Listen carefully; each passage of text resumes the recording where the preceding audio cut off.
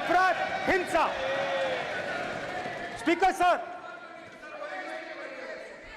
कहां कहां तक इन्होंने डर फैला दिया है?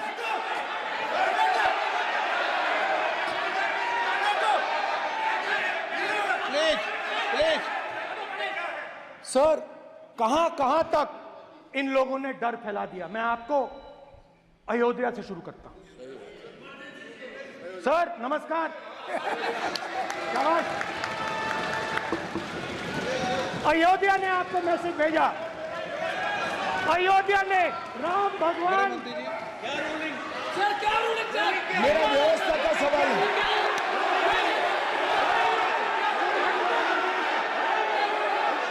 इस सदन के नियमों की पुस्तिका, इससे कुछ सदस्यों को क्या मुक्ति दे दी गई है?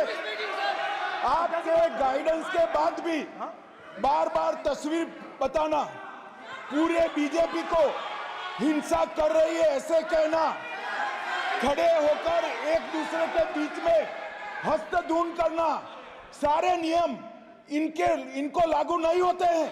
नियम मालूम नहीं है तो ट्यूशन रख ले साहब। सदन इस तरह से नहीं चल सकता है। ये सदन, मेरा आपसे आग्रह है कि ये सदन ऑर्डर में रहना चाहिए, नियमों के अनुसार रहना चाहिए। ये हम सभी सदस्यों का आपसे विनंती है। स्पीकर सर, एक मिनट प्लीज। माननीय सदस्यगण, आप ही किताब राम बताओ। भगवान की जन्मभूमि तो ने अपेक्षा करता हूं कि अपन इसके नियम प्रक्रिया चले। नो, सब चले। नो, आपने बताया था नियम। नो,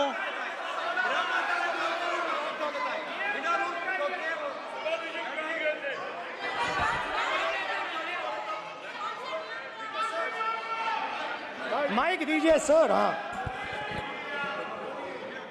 सर, मेरा सवाल है सर, इस माइक का कंट्रोलर किसके हाथ में? प्लीज बैठिए बैठिए सर ये ऑफ होता है, प्लीज बीच में माने ऑफ हो बैठिए जाता है। प्लीज।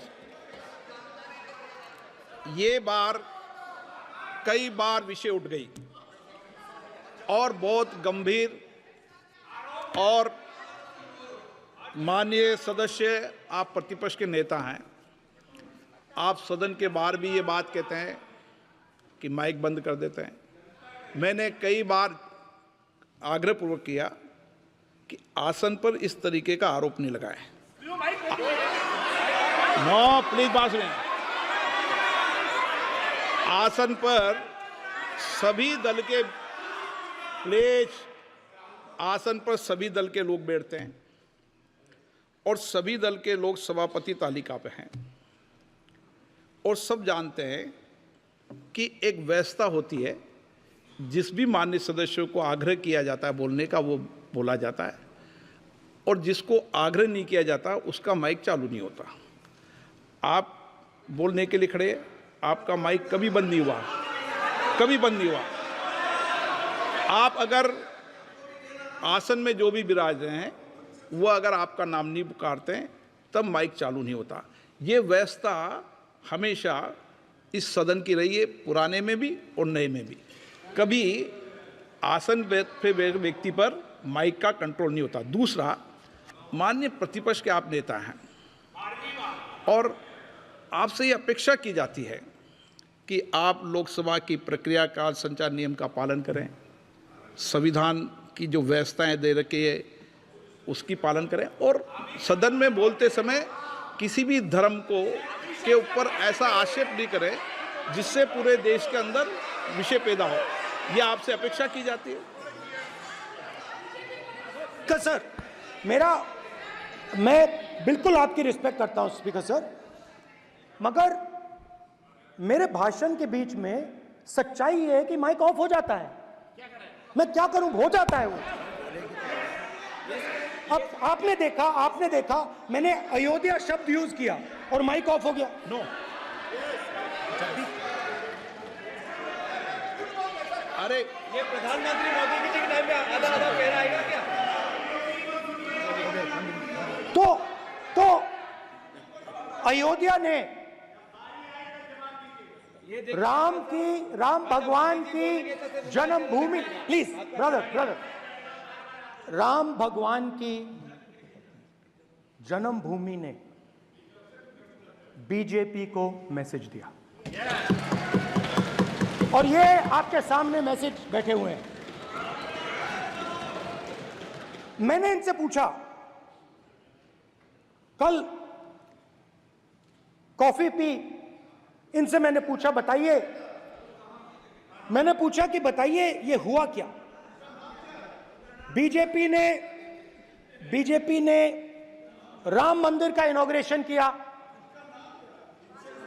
बोलने दीजिए, राम मंदिर का इनॉग्रेशन किया। अरे भाई आप हार गए, उसको सहन करिए। नाम बोलने की कोई जरूरत नहीं है, मैं भाषण दे रहा हूं, आप नहीं दे रहे हो। मुझे बोलना है जो बोलना है, मुझे नाम लेने की कोई जरूरत नहीं, मुझे जो बोलना है मैं बोलूंगा। तो अयोध्या ने मैसेज दिया और मैंने इनसे पूछा कि हुआ क्या, और इनका जवाब आया। मैंने उनसे पूछा कि आपको कब पता लगा कि आप अयोध्या में जीत रहे हो, और आपने कहा पहले दिन से मुझे पता था। सही बात।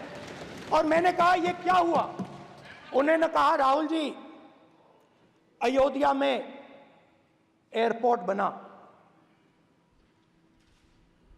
अयोध्या की जनता से जमीन छीनी गई और आज तक उन्हें मुआवजा नहीं मिला है। उन्होंने कहा, सही बात, उन्होंने कहा कि अयोध्या में जो भी छोटे छोटे दुकानदार थे, जो भी छोटी छोटी बिल्डिंग्स थी, उन सारों को तोड़कर गिरा दिया गया और उन लोगों को सड़क पर कर दिया गया।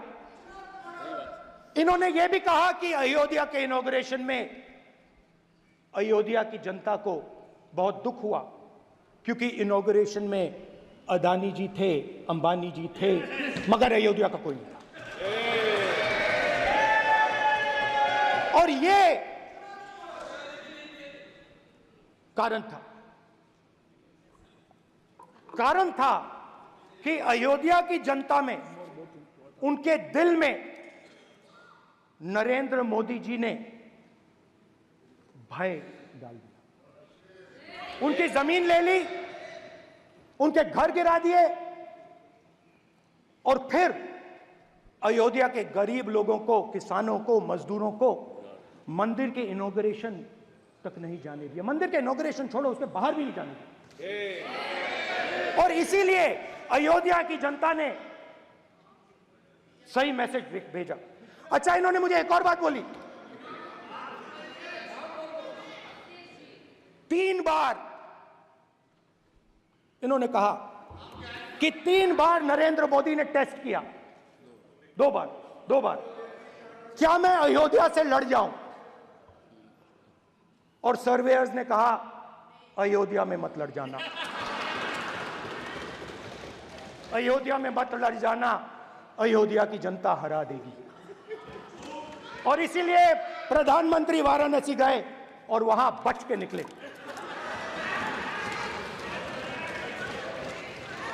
तो अयोध्या की जनता को डराया, पूरे देश को डरा दिया। मैं आपको बताता हूं, आज सुबह में आया, राजनाथ सिंह जी ने मुस्कुरा के मुझे नमस्ते की, और मोदी जी बैठे हैं, मुस्कुराहट नहीं, सीरियस, नमस्ते भी नहीं करते, कहीं मोदी जी ना देख लें, प्रॉब्लम हो जाएगी। वही कहानी गडकरी जी की है, सच्चाई है। अरे भाई, अयोध्या की जनता को छोड़ो, ये तो बीजेपी वालों को डराते हैं।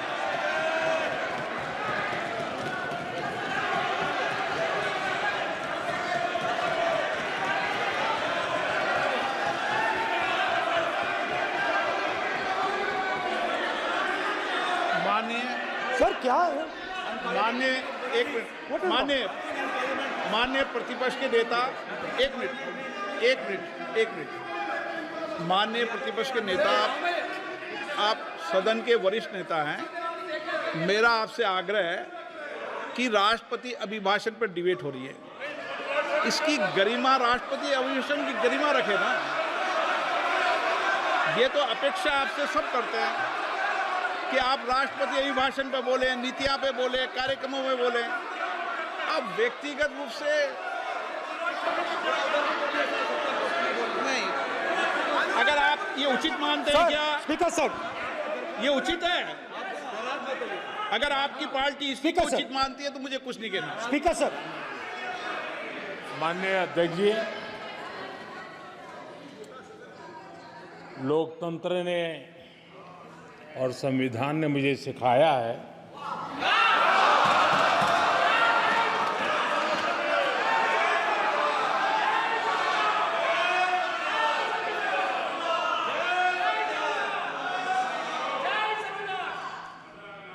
कि मुझे विपक्ष के नेता को गंभीरता से लेना चाहिए।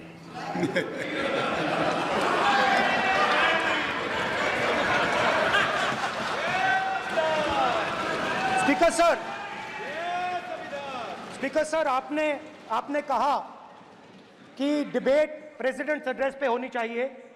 ये जो मैंने किया है, अनुराग ठाकुर जी ने अयोध्या की बात की थी, अनुराग ठाकुर जी ने सनातन धर्म पर आक्रमण की बात की थी, इसीलिए मैंने ये किया है। मैं दिखाना चाहता हूं कि अयोध्या में क्या हुआ, अयोध्या की सच्चाई क्या थी। प्रेसिडेंट्स डिबेट में उन्होंने बात उठाई थी, मैंने बात बंद की। प्रधानमंत्री जी को अच्छी लगी अयोध्या के बाद अच्छी लगी। डर फैलाया और ऑपोजिशन का रिस्पांस एक साथ मिलकर भारत जोड़ो यात्रा, सारे के सारे ऑपोजिशन, पूरा देश एक साथ मिलकर कन्याकुमारी से कश्मीर तक चला। और जो आपने डर फैलाया उसके बारे में यात्रा में बहुत कुछ सुनने को मिला। अभी तक याद है, सुबह 7 बजे 7-8 बजे की बात थी, यात्रा में चल रहे थे। एक महिला आती है, हमारे साथ चलती है, मेरा हाथ पकड़ती है और घबराई हुई सी थी। तो मैंने पूछा क्या हुआ, वो मुझे कहती है मुझे मार रहा है, मुझे मार रहा है।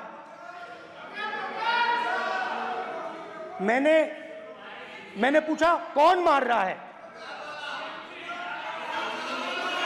कौन मार रहा है?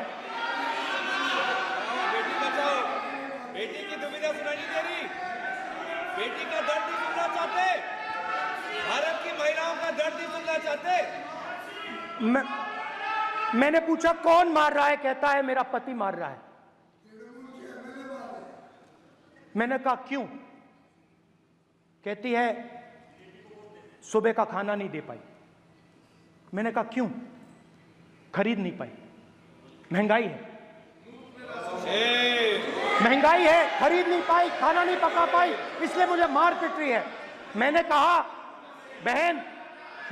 बहन क्या करूं, कैसे आपकी मदद करूं? कहती हैं आप कुछ मत कीजिए,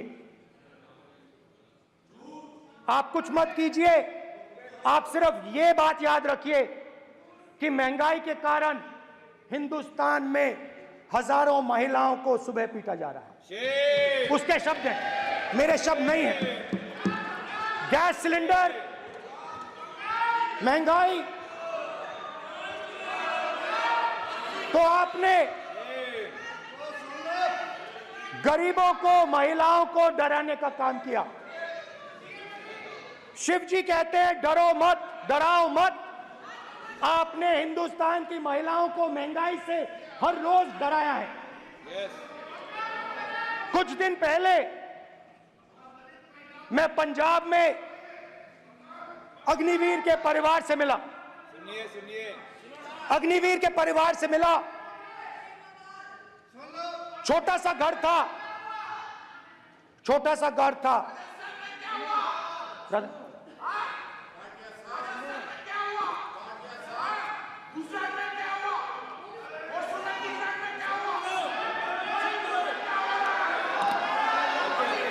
ठीक है सर, चलिए कंटिन्यू। छोटे से घर में अग्निवीर शहीद हुआ, लैंडमाइन ब्लास्ट में शहीद हुआ। मैं उसे शहीद कह रहा हूं, मगर हिंदुस्तान की सरकार उसे शहीद नहीं कहती है। नरेंद्र मोदी उसे शहीद नहीं कहते हैं, नरेंद्र मोदी उसे अग्निवीर कहते हैं। उस घर को पेंशन नहीं मिलेगी, उस घर को कंपनसेशन नहीं मिलेगी। By order, obviously, of the Prime Minister of India, 20+ cases, 2-year jail sentence, my house taken away, no problem. Relentless attack in the media, 24/7, every single day, abuse, attack.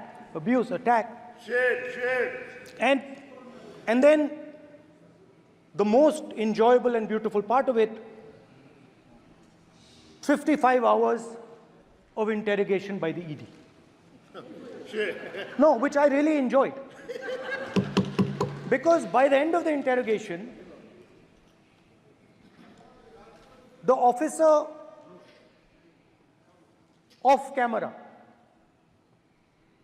he switched off the camera and then he asked me, Rahul ji, you've been sitting here 55 hours. आप पत्थर जैसे हो, आप हिलते क्यों नहीं हो? मुझसे सवाल पूछा उसने।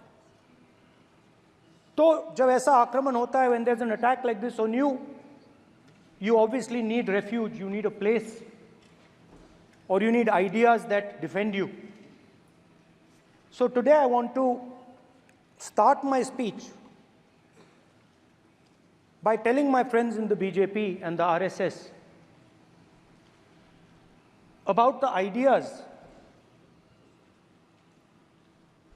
that we used, the entire opposition used, to defend the idea of India. Where these ideas come from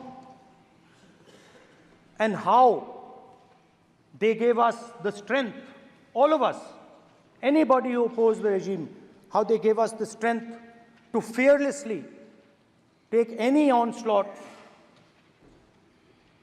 that was placed before us. So I'd like to start by showing an image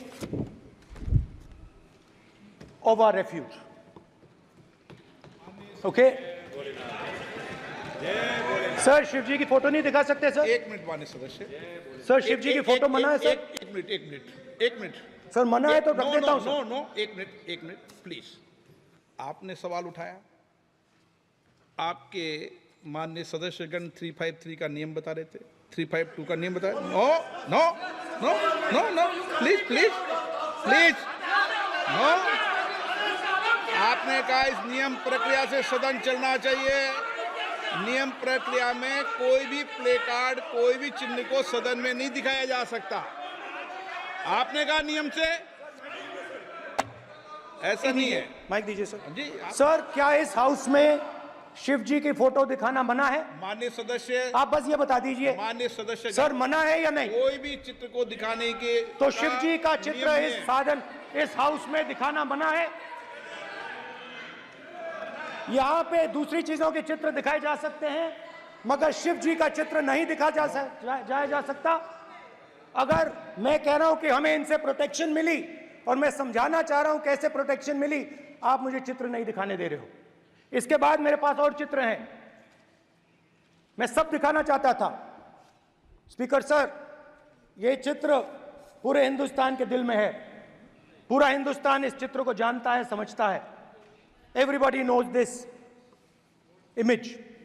Speaker sir, why I got this image is because there are certain ideas in this image that we defend, that the opposition defends. The first idea in the image that we defend is the idea of confronting our fear, of never being scared. That idea is represented in this image, which you are not allowing me to show, by a snake that is placed right near the neck of Shivji. The idea behind that is never be scared of anything that you face. In fact, Shivji places death 1 inch from his neck. And that is the spirit with which we fought when we were in the opposition. From this idea of resisting, we are still in the opposition, I know. I know that. And I'm happy and proud to be in the opposition. Because for us, there is more than power. There is truth. For you, there is only power. That is the only place you want to be. For us, there is truth. And this is a symbol of truth. So when Shivji places the snake near his neck, what he is saying is, I will accept the truth and I will not back down from the truth, and that is what we've said. After that, a new idea emerges. And of course, I cannot show Shivji's picture, but all of you know it. Behind the left shoulder of Shivji is the Trishul. Now, I would like you to understand that there is a reason that the Trishul, a weapon, has been placed behind the left shoulder. The Trishul is not a symbol of violence. It is a symbol of non-violence, and that is why it is placed in a place where Shiva cannot reach it with his right hand.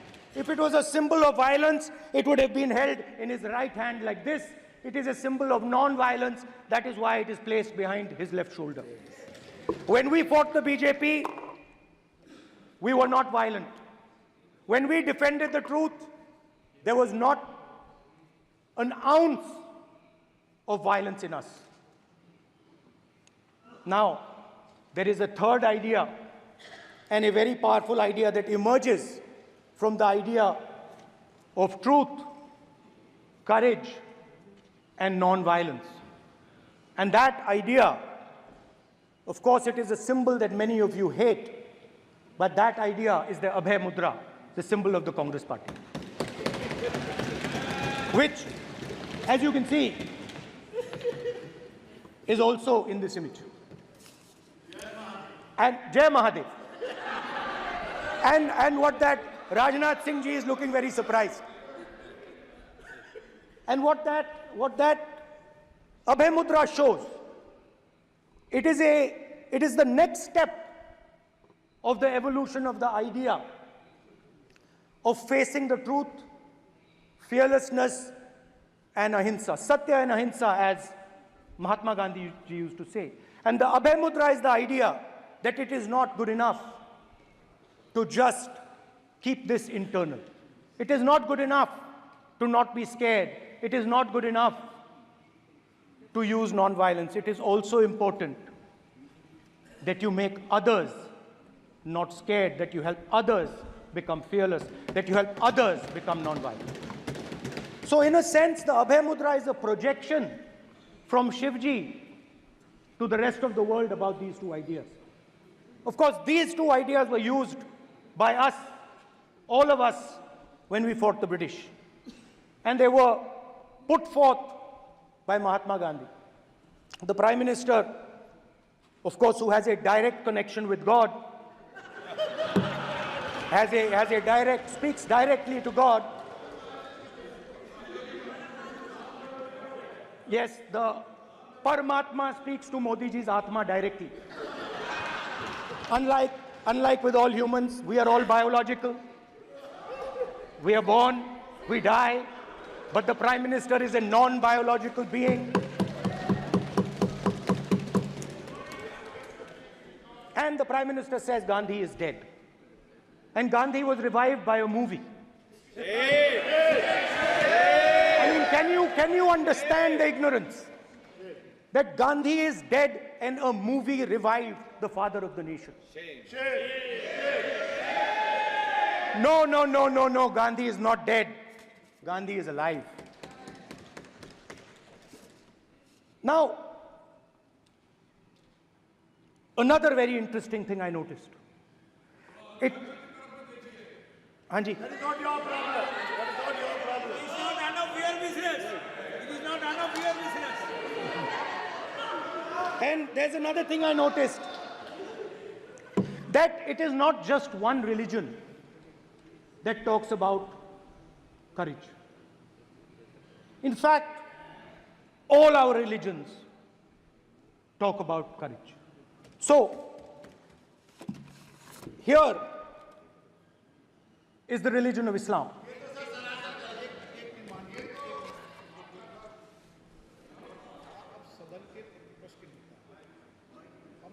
आपसे ये अपेक्षा ठीक है, करते मैं हैं। दिखाऊंगा नहीं सर, कैसे करूं?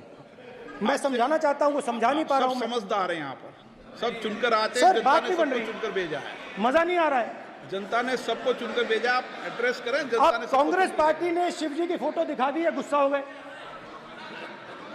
अब देखिए, प्लीज मान्य ये प्लीज मान्य चाहते हैं कि सदस्य, सिर्फ ये दिखा प्लीज पाएं। मान्य सदस्य आप तो इस्लाम में भी कहा गया है, मैं पढ़ता हूं, एड्रेस इधर करें, ही सेड, एड्रेस इधर करें मान्य सदस्य। हाँ जी सॉरी, इस्लाम में भी लिखा गया है, कुरान में, the prophet peace be upon him said, he god said, have no fear, I am with you hearing and seeing. मतलब इस्लाम में भी कहा गया है कि डरना नहीं है। और जब इस्लाम में दुआ मांगी जाती है तो दोनों हाथ से, दाएं हाथ से अभय मुद्रा दिखाई देता है। उसके बाद गुरु नानक जी की ओर चलते हैं।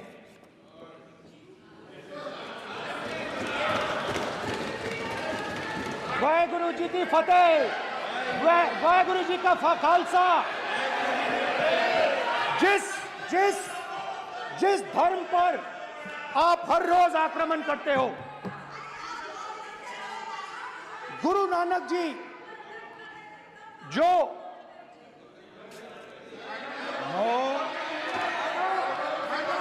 प्लीज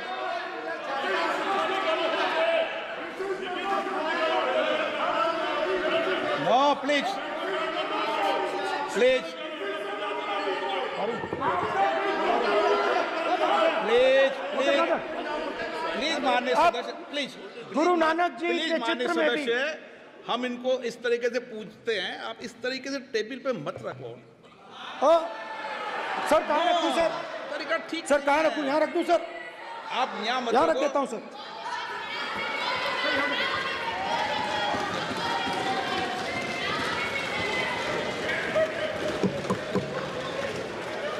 सर गुरु नानक जी के चित्र में भी आपको अभय मुद्रा दिखाई देगा। गुरु नानक जी भी कहते हैं कि डरो मत, डराओ मत। और पंजाब से गुरु नानक जी मक्का तक गए, थाईलैंड तक गए, अफगानिस्तान गए, श्रीलंका गए, किसी से हिंसा नहीं की, अहिंसा की बात की, सत्य की बात की, और किसी को उन्होंने अपनी जिंदगी में नहीं डराया। उसके बाद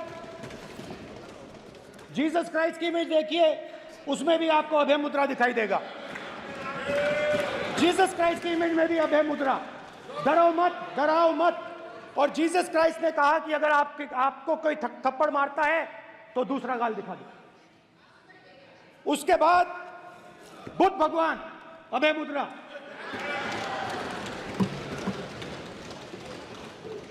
डरो मत, डराओ मत, अहिंसा।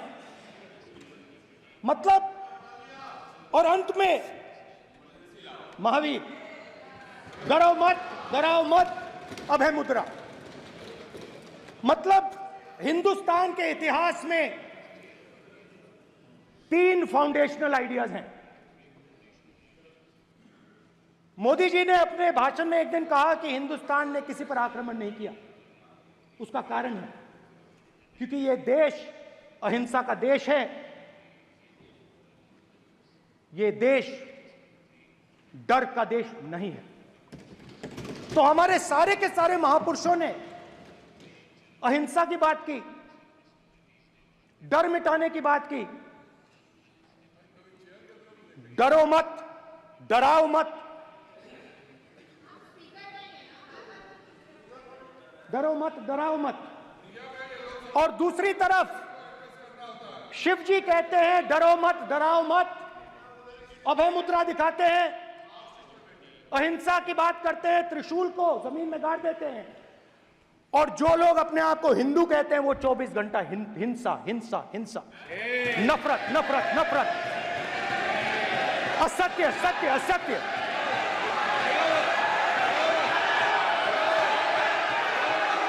आप हिंदू हो ही नहीं।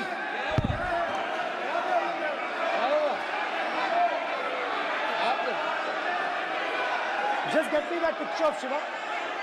inside because of his Hindu धर्म में साफ लिखा है सत्य के साथ खड़ा होना चाहिए, सत्य से पीछे नहीं हटना चाहिए, सत्य से नहीं डरना चाहिए। अहिंसा हमारा प्रतीक है। अभय मुद्रा ऐसे कीजिए, ऐसे कीजिए, अभय मुद्रा।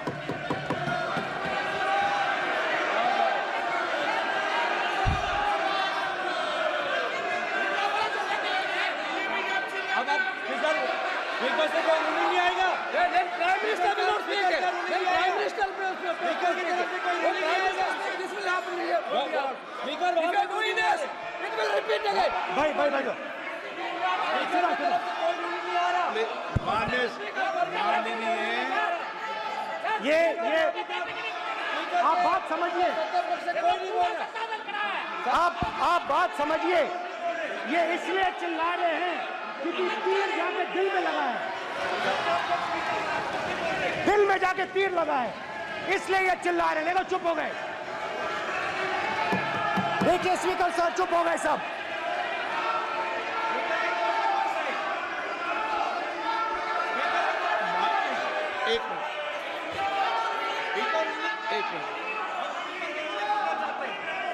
माननीय आप प्रतिपक्ष के नेता हैं, किसी की भावनाओं को ठेस नहीं पहुंचे, सर मुझे चर्चा बोलने में दीजिए। ध्यान रखना चाहिए।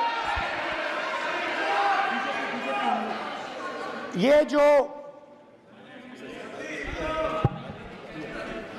ये विषय बहुत गंभीर है। पूरे हिंदू समाज को हिंसक कहना ये गंभीर विषय है। बीजेपी को आपको नहीं नहीं नहीं नहीं नहीं नहीं, नरेंद्र मोदी जी पूरा हिंदू समाज नहीं है, बीजेपी पूरा हिंदू समाज नहीं है, आरएसएस पूरा हिंदू समाज नहीं है।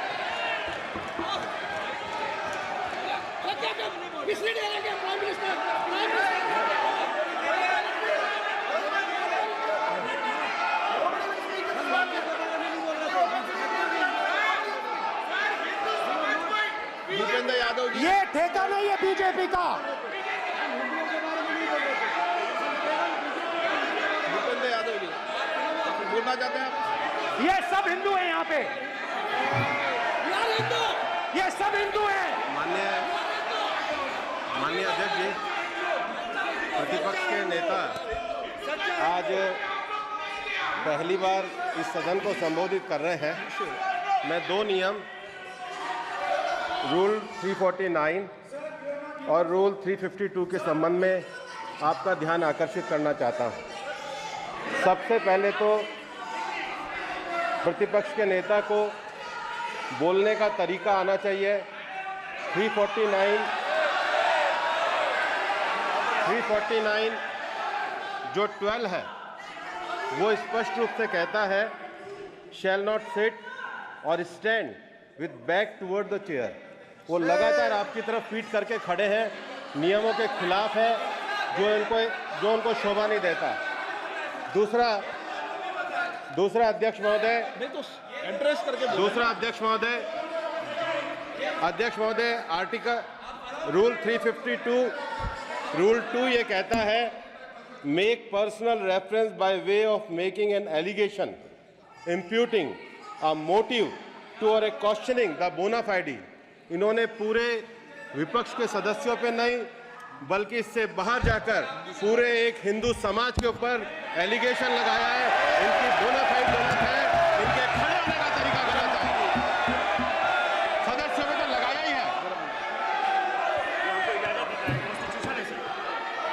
माननीय अध्यक्ष जी,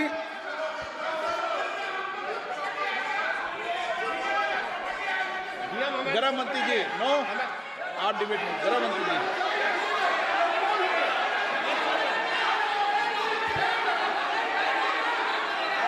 माननीय अध्यक्ष जी, शोर शराबा कर इतने बड़े वाकया को छिपाया नहीं जा सकता। विपक्ष के नेताजी ने कैटेगोरिकली कहा है कि जो अपने आप को हिंदू कहते हैं वो हिंसा करते हैं। मैं फिर से रिपीट करना चाहता हूं, उनका वाक्य था जो अपने आप को हिंदू कहते हैं वो हिंसा की बात करते हैं, हिंसा करते हैं।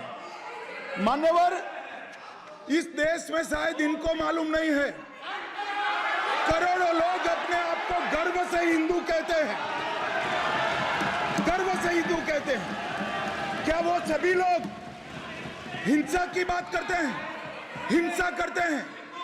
हिंसा की भावना को किसी धर्म के साथ जोड़ना और इस सदन में और संवैधानिक पद पर बैठे हुए व्यक्ति ने, मैं मानता हूं मान्यवर, उन्होंने इसकी माफी मांगनी चाहिए। मान्यवर, मैं उनको एक गुजारिश भी करना चाहता हूं कि इस्लाम में अभय मुद्रा, इस पर इस्लाम के विद्वानों का मत एक बार वो ले ले। गुरु नानक साहब की अभय मुद्रा पर SGPC का मत वो ले ले। और मान्यवर, अभय की बात तो इनको करने का कोई अधिकार नहीं है। आपातकाल में पूरे देश को इन्होंने भयभीत करा है, लाखों लोगों को जेल में डाला और आतंक, वैचारिक आतंक अगर कभी था, वैचारिक आतंक कभी था तो आपातकाल के वक्त था। और मान्यवर, दिल्ली में दिन दहाड़े हजारों सिख भाइयों का कत्लेआम उनके शासन में हुआ। आज वो भय की बात कर रहे हैं। मान्यवर, मेरा आपसे आग्रह है कि श्री राहुल गांधी, नेता प्रतिपक्ष, पहला भाषण होने के बावजूद माफी मांगनी चाहिए, न केवल सदन, पूरे देश की माफी मांगनी चाहिए।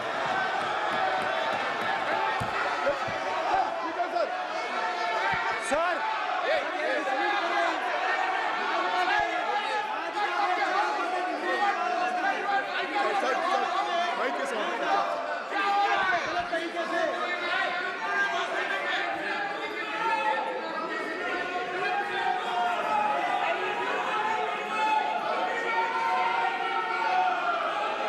Speaker sir,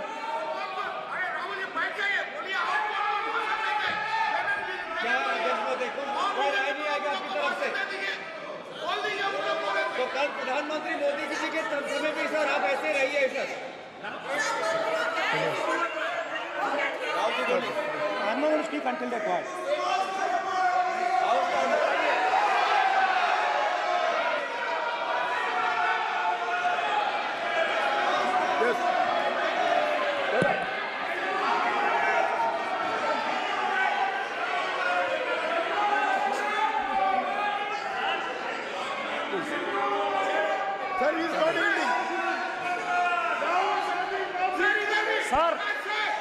sir, speaker sir, ये संविधान की बात कर रहे हैं सर, और इसी संविधान का आर्टिकल 25 कहता है कि किसी भी धर्म के ऊपर कोई भी व्यक्ति किसी को हिंसावादी करार नहीं दे सकता है।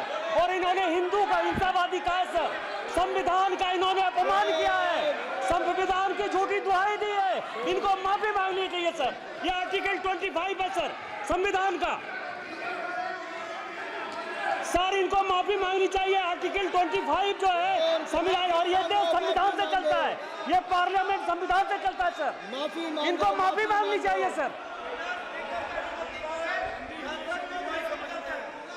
ये संविधान से ऊपर नहीं है सर। कांग्रेस संविधान से ऊपर नहीं है। आर्टिकल 25 कल्याण बनर्जी बताए, आर्टिकल 25 क्या था? आप उनको कहिए बैठने भागने के लिए। क्या आप लोग का है क्या? पार्लियामेंट का आप लोग का है? आप लोग का जमींदारी है क्या? क्या समझते हो? पार्लियामेंट का आप लोग का जमींदारी है क्या? जमींदारी बिठा दी।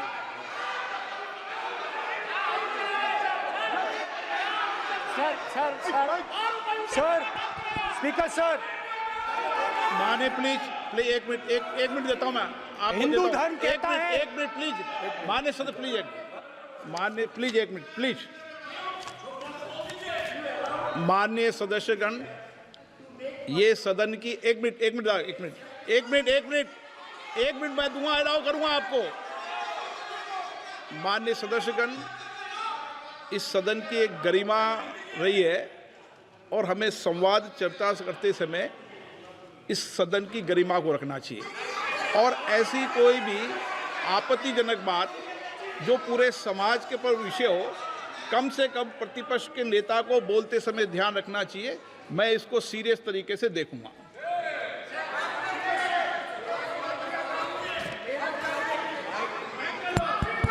सर, अगर आप हिंदू धर्म के जो महापुरुष हैं, महापुरुष छोड़िए, अगर आप शिव जी को देखें तो क्या हो रहा है सर?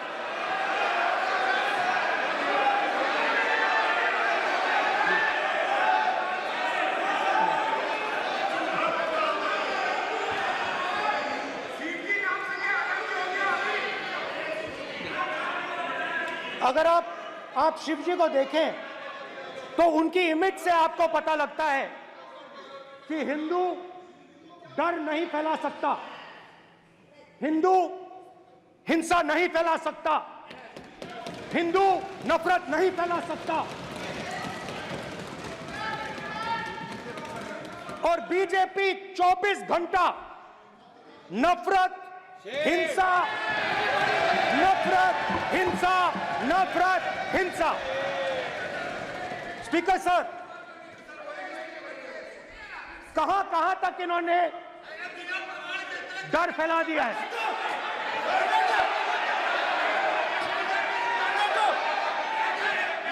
प्लीज सर, कहां तक इन लोगों ने डर फैला दिया? मैं आपको अयोध्या से शुरू करता हूं। सर नमस्कार, शाबाश। अयोध्या ने आपको मैसेज भेजा, अयोध्या ने राम भगवान। सर क्या रूलिंग सर? मेरा व्यवस्था का सवाल है।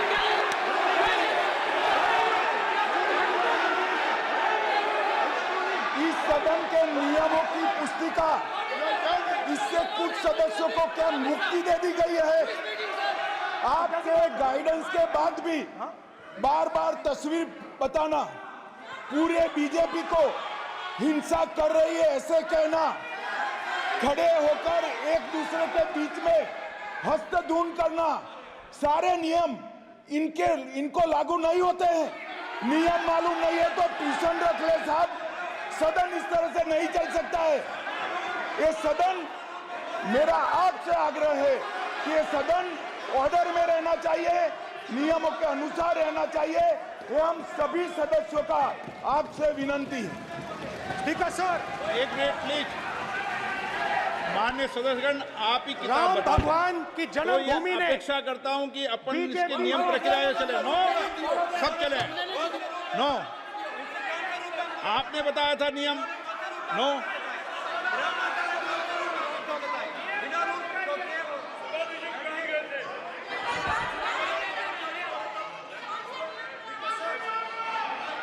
माइक दीजिए सर। हाँ सर, मेरा सवाल है सर, इस माइक का कंट्रोलर किसके हाथ में? प्लीज बैठिए बैठिए सर ये ऑफ होता है, प्लीज बीच में माने ऑफ हो बैठिए जाता है। प्लीज। ये बार कई बार विषय उठ गई और बहुत गंभीर और माननीय सदस्य, आप प्रतिपक्ष के नेता हैं, आप सदन के बाहर भी ये बात कहते हैं कि माइक बंद कर देते हैं।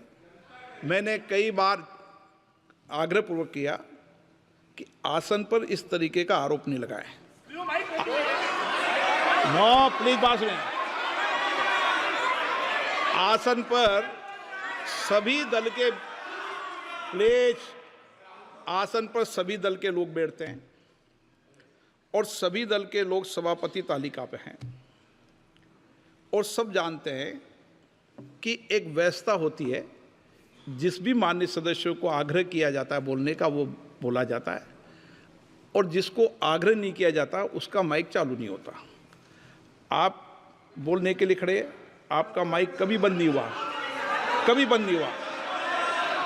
आप अगर आसन में जो भी विराज रहे हैं वो अगर आपका नाम नहीं पुकारते हैं तब माइक चालू नहीं होता। ये व्यवस्था हमेशा इस सदन की रही है, पुराने में भी और नए में भी।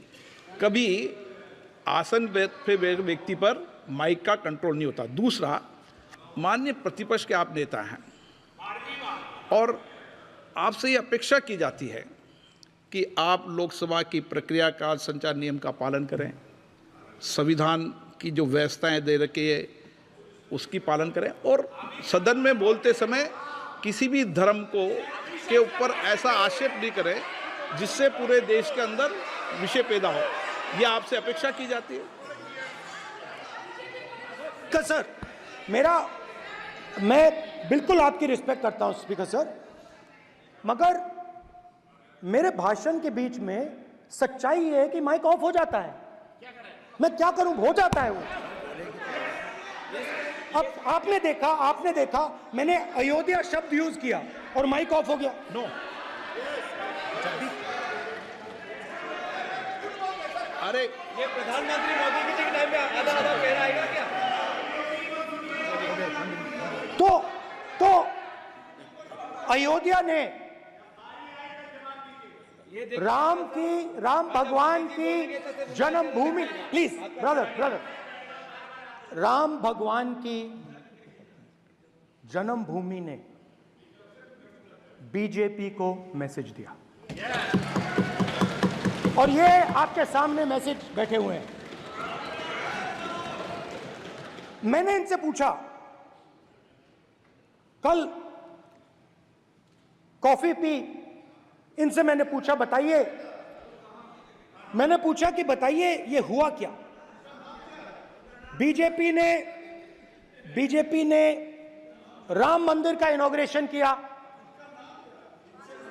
बोलने दीजिए, राम मंदिर का इनॉग्रेशन किया। अरे भाई आप हार गए, उसको सहन करिए।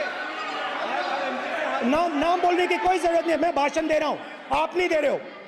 मुझे बोलना है जो बोलना है, मुझे नाम लेने की कोई जरूरत नहीं, मुझे जो बोलना है मैं बोलूंगा। तो अयोध्या ने मैसेज दिया और मैंने इनसे पूछा कि हुआ क्या, और इनका जवाब आया। मैंने उनसे पूछा कि आपको कब पता लगा कि आप अयोध्या में जीत रहे हो, और आपने कहा पहले दिन से मुझे पता था। सही बात। और मैंने कहा ये क्या हुआ, उन्होंने कहा राहुल जी अयोध्या में एयरपोर्ट बना, अयोध्या की जनता से जमीन छीनी गई और आज तक उन्हें मुआवजा नहीं मिला है। उन्होंने कहा, सही बात, उन्होंने कहा कि अयोध्या में जो भी छोटे छोटे दुकानदार थे, जो भी छोटी छोटी बिल्डिंग्स थी, उन सारों को तोड़कर गिरा दिया गया और उन लोगों को सड़क पर कर दिया गया। इन्होंने यह भी कहा कि अयोध्या के इनॉग्रेशन में अयोध्या की जनता को बहुत दुख हुआ, क्योंकि इनॉग्रेशन में अदानी जी थे, अंबानी जी थे, मगर अयोध्या का कोई नहीं था। और ये कारण था कि अयोध्या की जनता में, उनके दिल में नरेंद्र मोदी जी ने भय डाल दिया। उनकी जमीन ले ली, उनके घर गिरा दिए और फिर अयोध्या के गरीब लोगों को, किसानों को, मजदूरों को मंदिर के इनॉग्रेशन तक नहीं जाने दिया। मंदिर के इनॉग्रेशन छोड़ो, उसके बाहर भी नहीं जाने दिया। और इसीलिए अयोध्या की जनता ने सही मैसेज भेजा। अच्छा, इन्होंने मुझे एक और बात बोली, 3 बार इन्होंने कहा कि 3 बार नरेंद्र मोदी ने टेस्ट किया। 2 बार क्या मैं अयोध्या से लड़ जाऊं? और सर्वेयर्स ने कहा अयोध्या में मत लड़ जाना, अयोध्या में मत लड़ जाना, अयोध्या की जनता हरा देगी। और इसीलिए प्रधानमंत्री वाराणसी गए और वहां बच के निकले।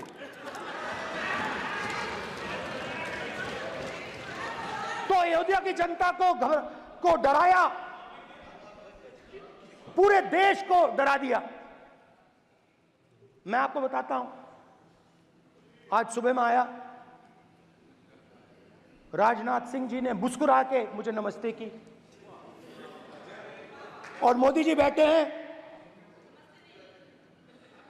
मुस्कुराहट नहीं, सीरियस,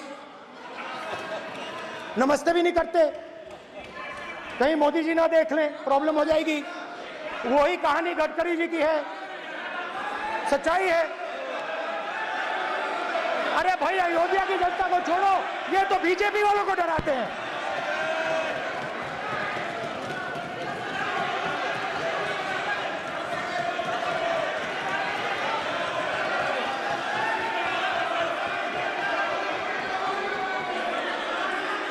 माननीय सर क्या है? माननीय एक मिनट, माननीय प्रतिपक्ष के नेता, एक मिनट,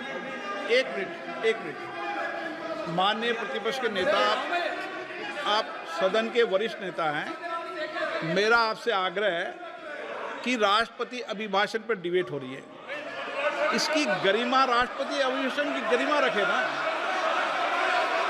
ये तो अपेक्षा आपसे सब करते हैं कि आप राष्ट्रपति अभिभाषण पे बोले, नीतियां पे बोले, कार्यक्रमों में बोले। अब व्यक्तिगत रूप से नहीं, अगर आप ये उचित मानते हैं क्या? स्पीकर सर, ये उचित है? अगर आपकी पार्टी इसको स्पीकर सर, उचित मानती है तो मुझे कुछ नहीं कहना। स्पीकर सर, माननीय अध्यक्ष जी, लोकतंत्र ने और संविधान ने मुझे सिखाया है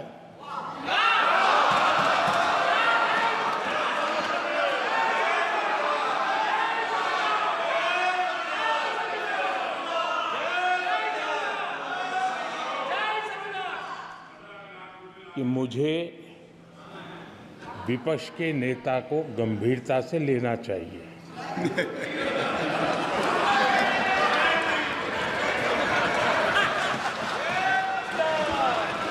स्पीकर सर, आपने कहा कि डिबेट प्रेसिडेंट्स एड्रेस पे होनी चाहिए। ये जो मैंने किया है, अनुराग ठाकुर जी ने अयोध्या की बात की थी, अनुराग ठाकुर जी ने सनातन धर्म पर आक्रमण की बात की थी, इसीलिए मैंने ये किया है।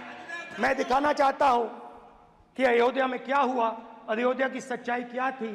प्रेसिडेंट्स डिबेट में उन्होंने बात उठाई थी, मैंने बात बंद की। प्रधानमंत्री जी को अच्छी लगी अयोध्या के बाद अच्छी लगी, डर फैलाया और ऑपोजिशन का रिस्पांस एक साथ मिलकर भारत जोड़ो यात्रा, सारे के सारे ऑपोजिशन, पूरा देश एक साथ मिलकर कन्याकुमारी से कश्मीर तक चला।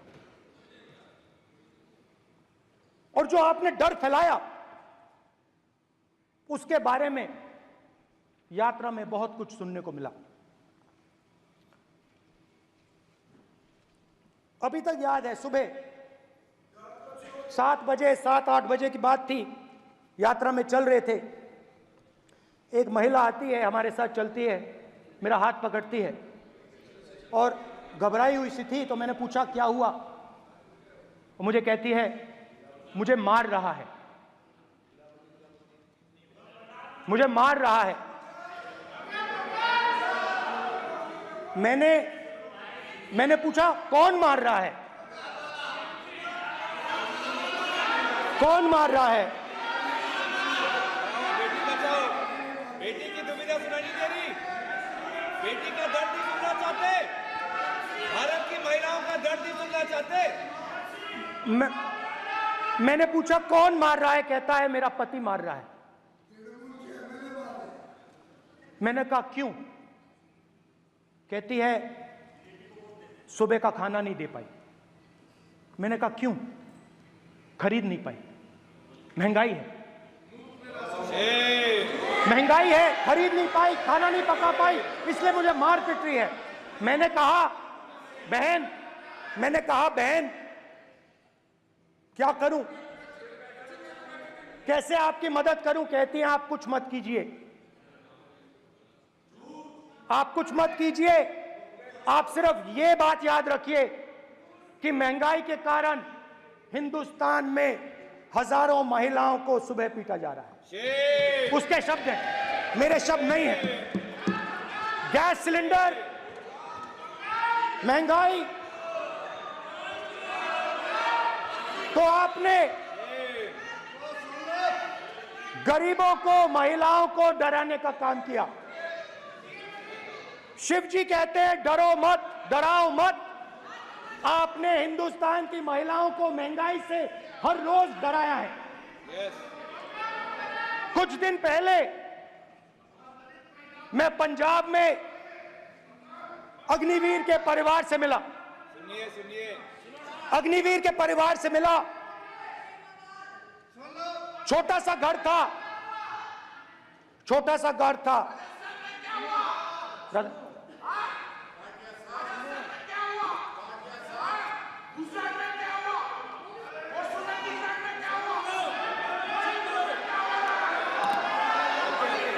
ठीक है सर,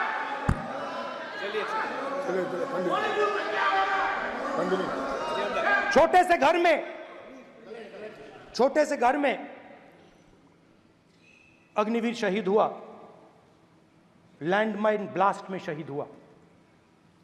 मैं उसे शहीद कह रहा हूं, मगर हिंदुस्तान की सरकार उसे शहीद नहीं कहती है। नरेंद्र मोदी उसे शहीद नहीं कहते हैं, नरेंद्र मोदी उसे अग्निवीर कहते हैं। उस घर को पेंशन नहीं मिलेगी, उस घर को कॉम्पनसेशन नहीं मिलेगी, शहीद का दर्जा नहीं मिलेगा। और बेचारे बैठे हुए थे, 3 बहनें थी, एक साथ बैठी हुई थी, रो रही थी। आम जवान को पेंशन मिलेगी, जरूर दुख होगा, मगर हिंदुस्तान की सरकार आम जवान की मदद करेगी। मगर अग्निवीर को जवान नहीं कहा जा सकता। अग्निवीर यूज एंड थ्रो मजदूर है। और आप उससे कहते हो, उसको आप 6 महीने की ट्रेनिंग देते हो, 6 महीने की ट्रेनिंग देते हो। दूसरी तरफ चाइना के जवान को 5 साल की ट्रेनिंग मिलती है, राइफल लेकर उसके सामने खड़ा कर देते हो, उसके दिल में भय पैदा करते हो। एक जवान और दूसरे जवान के बीच में फूट डालते हो कि एक को पेंशन मिलेगी, एक को शहीद का दर्जा मिलेगा, दूसरे को नहीं मिलेगा। और फिर अपने आप को देशभक्त कहते हो। ये कैसे देशभक्त हैं?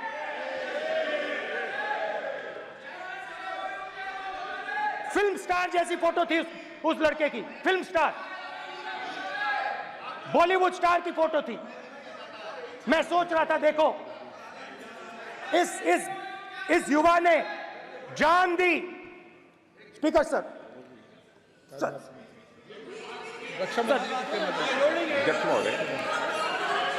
अध्यक्ष महोदय, एक आदमी सब पर भारी, अध्यक्ष महोदय, मैं नेता प्रतिपक्ष से अनुरोध करना चाहूंगा। गलत बयानी करके सदन को गुमराह करने नहीं की सर, कोशिश गलत नहीं है सर, गलत मैं नहीं है स्पष्ट सर, कर देना चाहता हूं कि गलत युद्ध नहीं है के सर। दौरान अथवा सीमाओं की सुरक्षा के दौरान यदि हमारा कोई अग्निवीर का जवान शहीद होता है तो उसके 1 करोड़ रुपए की धनराशि सहायता के रूप में उसके परिवार को मुहैया कराई जाती है। इस प्रकार की गलत बयानी से सभी को गुमराह करने की कोशिश नहीं की जानी चाहिए। संसद महोदय, अध्यक्ष।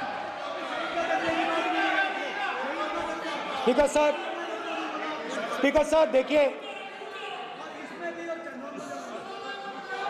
स्पीकर सर देखिए, राजनाथ सिंह जी की एक राय है, मेरी एक राय है। सच्चाई अग्निवीरों को मालूम है, हमें बोलने की जरूरत नहीं है।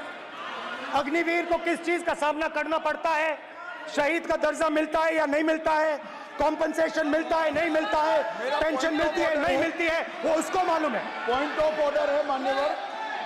अब सदन के सामने 2 स्टेटमेंट हुए, एक हुआ विपक्ष के नेता का, दूसरा हुआ माननीय राजनाथ सिंह जी का, रक्षा मंत्री जी का। ये कहते हैं कि 1 करोड़ रुपया नहीं मिलता है। श्री राजनाथ सिंह ने अधिकृत रूप से कहा कि मारे जाने वाले अग्निवीर को जो शहीद होता है उसको 1 करोड़ रुपया मिलता है। उनको फैक्चुअल पोजीशन सदन पर रखनी चाहिए मान्यवर। ये सदन झूठ बोलने की जगह नहीं है मान्यवर, यहाँ सच बोलना चाहिए। और अगर ये नहीं रखते हैं तो उनको ये सत्यापन नहीं करते अपने स्टेटमेंट का, तो उनको सदन और देश से और अग्निवीरों से माफी मांगनी चाहिए माननीय।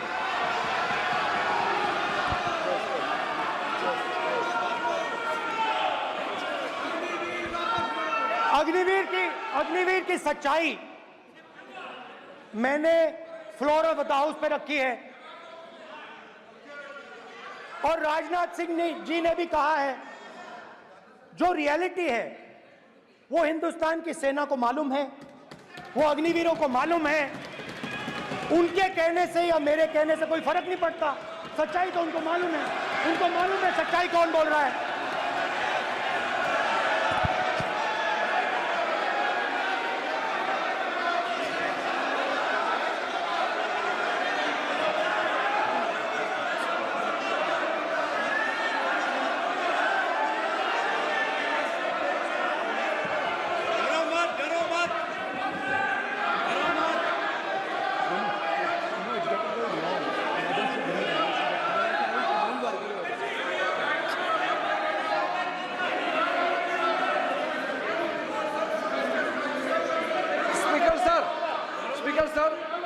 अभी डरो मत, सर मेरा छोटा सा अनुरोध है, क्योंकि सर ये विषय गंभीर है और अभी माननीय गृह मंत्री जी ने जो बात रखे हैं कि 2 स्टेटमेंट जो रक्षा मंत्री जी ने बताया सदन को और माननीय विपक्ष के नेता राहुल गांधी जी ने जो स्टेटमेंट रखा है, इसमें इन्होंने जो कहा है कि रक्षा मंत्री बोलने से क्या फर्क पड़ता है, इतना हल्का फुल्का कैसे स्टेटमेंट दे सकता है लीडर ऑफ ऑपोजिशन।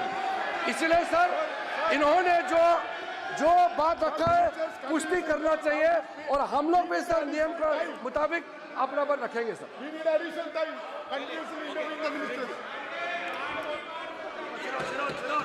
और स्पीकर सर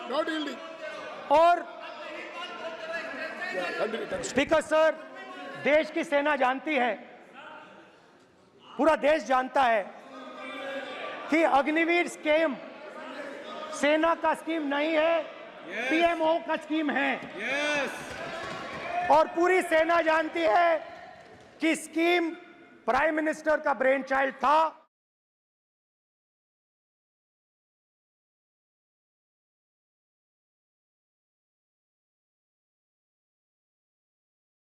वैसे ही आर्बिट्री तरीके से अध्यक्ष महोदय, अध्यक्ष महोदय, मैं नेता प्रतिपक्ष से विनम्रतापूर्वक अनुरोध करना चाहता हूं कि कृपया वह सदन को गुमराह करने की कोशिश न करें।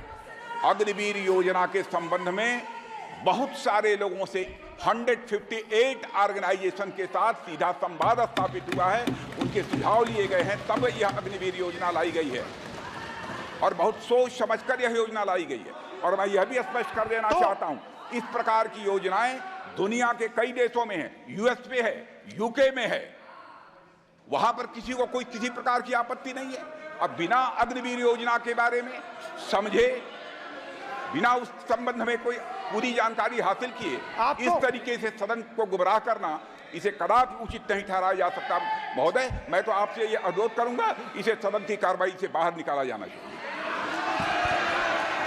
आपको देखिए, सिंपल सी बात है स्पीकर सर, इनको अग्निवीर अच्छा लगता है, आप उसको रखिए, हम उसको बदल देंगे, हटा देंगे। सिंपल सी बात है, हमारी सरकार आएगी, अग्निवीर को हम हटा देंगे, क्योंकि हम सोचते हैं कि अग्निवीर सेना के खिलाफ है, जवानों के खिलाफ है, देशभक्तों के खिलाफ स्कीम है।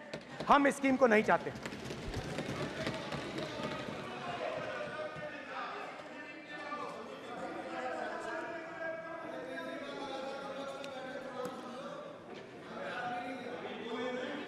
पहली बार हिंदुस्तान की हिस्ट्री में जनता से स्टेट्स छीने गए हैं। जम्मू कश्मीर लद्दाख से आपने पहली बार स्टेट छीना है। मणिपुर को आपने सिविल वॉर में डुबा दिया है। मणिपुर को आपने और आपकी योजनाओं ने, आपकी पॉलिटिक्स ने जला दिया है। और आज तक हिंदुस्तान के प्रधानमंत्री मणिपुर नहीं गए हैं। ऐसा लगता है कि मणिपुर हिंदुस्तान का प्रदेश ही नहीं।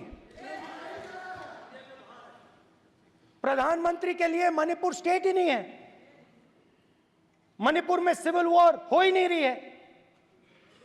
और एक बार बयान दिया हमने, मतलब प्रेशर लगाया, हम गए, हमने प्रधानमंत्री से कहा एक मैसेज दे दीजिए, मणिपुर चले जाइए, जनता की वहां रक्षा कीजिए। नहीं,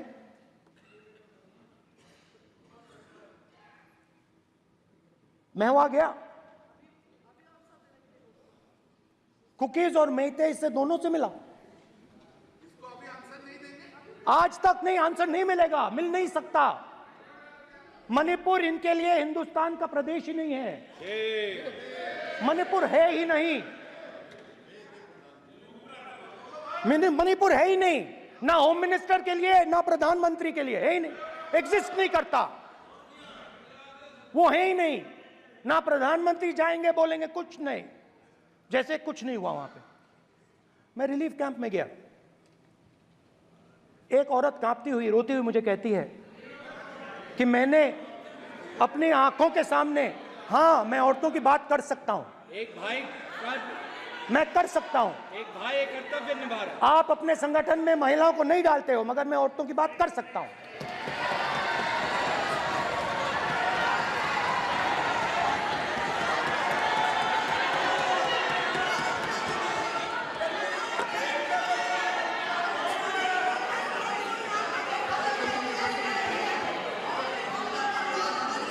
मुझे कहती है मैंने अपने आंखों के सामने, मेरे आंखों के सामने मेरे बच्चे को गोली मारी गई। मैं भागना नहीं चाहती थी, मैं मरना चाहती थी, उसके साथ मरना चाहती थी। मुझे घसीट के वहां से ले गए और फिर मेरे को अपने बच्चे की फोटो दिखाती है, कांपती हुई ऐसे फोटो दिखाती है। ये आपकी योजनाओं का नतीजा है। आपको शर्म आनी चाहिए।